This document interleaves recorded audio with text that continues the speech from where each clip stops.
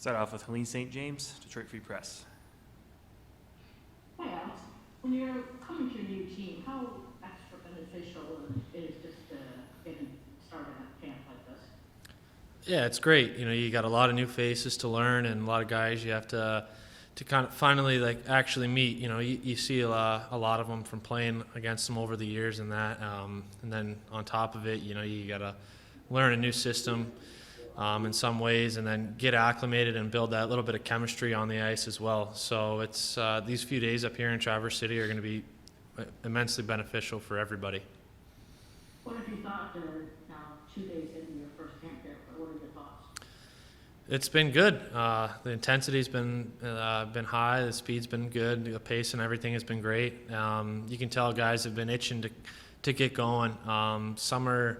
Summer skates are great. They're always fun. They're relaxed and easygoing. But there's nothing like an actual practice. And the intensity, I think, just ramps up from there.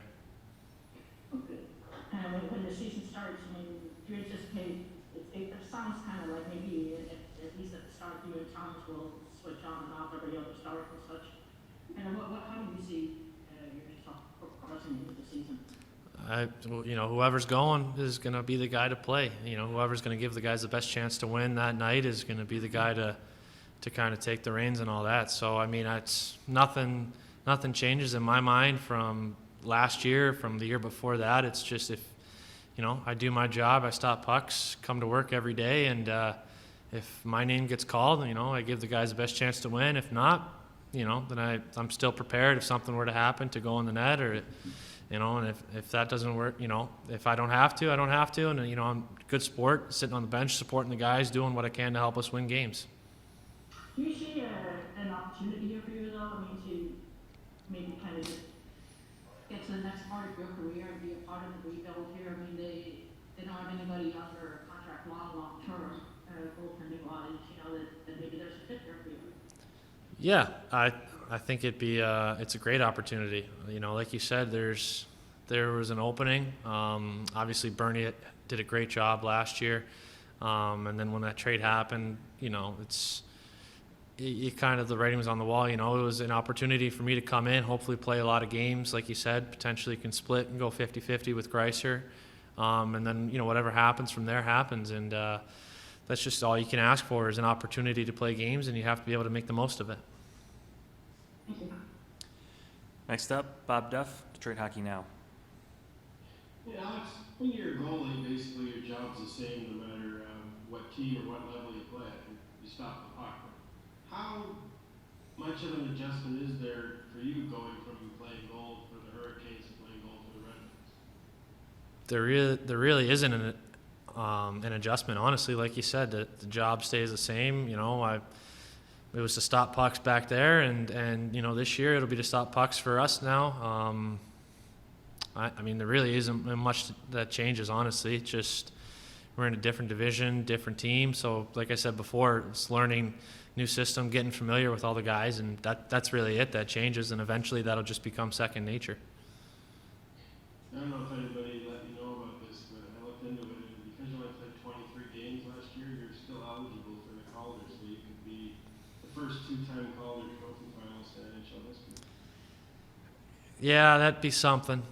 That's something. But honestly, yeah, as cool as that would be, it's not the end goal. And our goal is to make playoffs and to win a Stanley Cup, regardless of how we did last year. I think that should be the mindset every year going into camp. Is that we're here to win. We're here to win games, and it doesn't matter what everybody says about us, in the off season or what we did the year before. We should all be coming into camp and into the year with the common goal to win a Stanley Cup. Otherwise, you're just kind of wasting your time.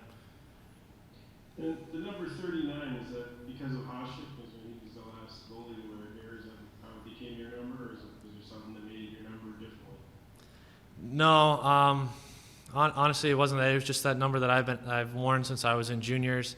And it kind of stuck, and I was able to get it again. Obviously, he's one of the greatest goalies to ever play this game. And it's cool to see that. It's cool to see his picture up in the locker room and all that, and to go back and watch some highlights from when he was playing. Everybody always talks about how he he's one of the best goalies, to ever, not even his generation, but just overall. So it's cool, and it'll be, hopefully, I do well and I earn the number for sure. Okay, thank you. Next up, Ansar Khan, M Live. Yeah, hi, Alex. Just last year, when you were facing these teams for the first time, the shooters, I mean, how much time did you spend? Did you do a lot of, did you watch a lot of tape, just trying to get familiarized with the teams you were facing and the shooters? Kind of, like a little bits of things here and there, and it wasn't so much like watching one specific guy. It was more watching their power play, their forecheck, kind of things like that, like how they like to play the game. So you can kind of have that little bit of anticipation, a little bit of understanding if, this is what they like to do, and you can kind of see it beforehand and you can see it progressing. In regards to studying shooters, you can't really do much in terms of like their shot, like other than maybe pick up a tendency and where they like to shoot. If a guy goes, if you watch a highlight reel and a 2-minute reel and he's got 7 goals, high glove, well, then you start thinking in your head, all right, this guy's going to shoot glove, and then he ends up going blocker, and now you look like an idiot. So it's other than, like I said, systems wise, you can't really do much studying for one specific guy and trying to pick up tendencies, just because it's such a reacting situation and position.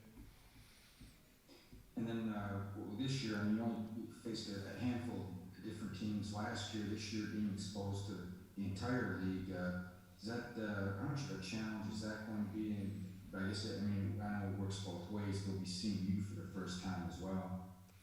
Yeah, it'll be a challenge. I think it'll be refreshing, honestly, to play somebody new every night, and not have to, like last year we played Nashville twice to end the season, and then 6 games into the playoffs, so we played them 8 times in a row, and it makes for good hockey, I think, for sure.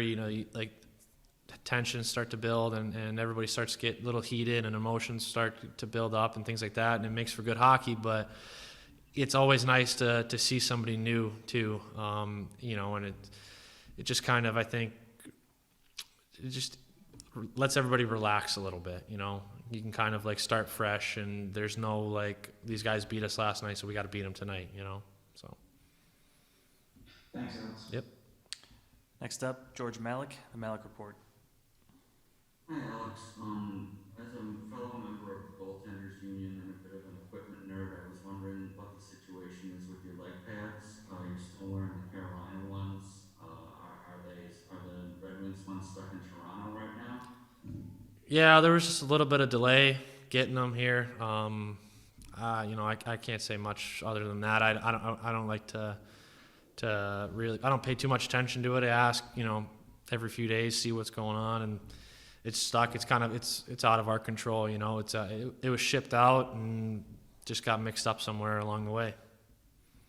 Well, that tends to happen with the National Hockey League. So I was wondering if you could talk about the things that you're working on with the goaltending coaches, Jeff Saleko and Brian Honey-Wilson.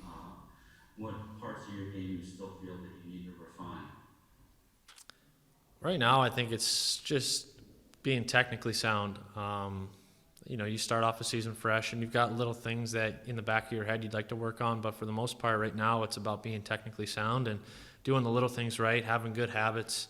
Like if you've watched the drills, if you've been able to see the drills that we do beforehand, there's really not much to them. It's, one shot, push over, another save on your chest, and it's like just getting the right movement down, executing the right save selection and things like that. And it's just very simple stuff that looks easy, and it is easy, but if you don't work on it every now and then, it's just going to kind of it's going to fall away a little bit, and you're not going to have those good habits that you need to be successful.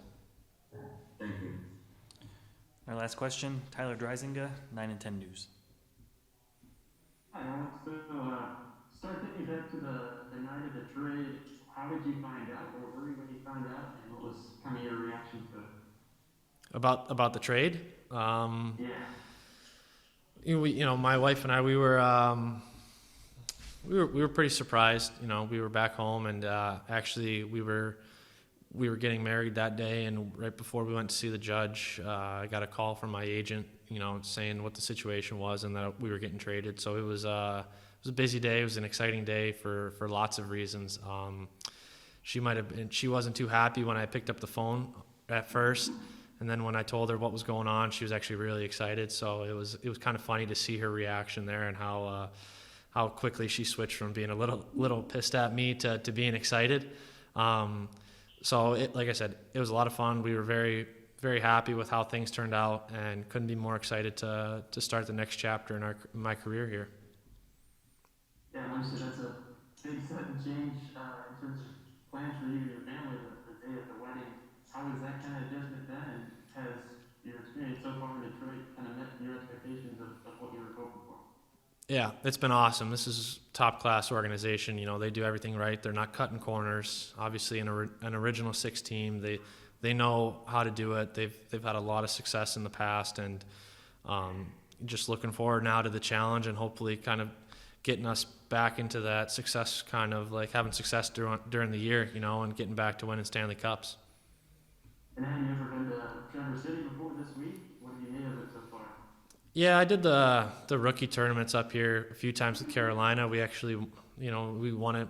Not to brag, we beat the Wings my year in 2016 in the finals. So no big deal there. But it's a great place. It's awesome.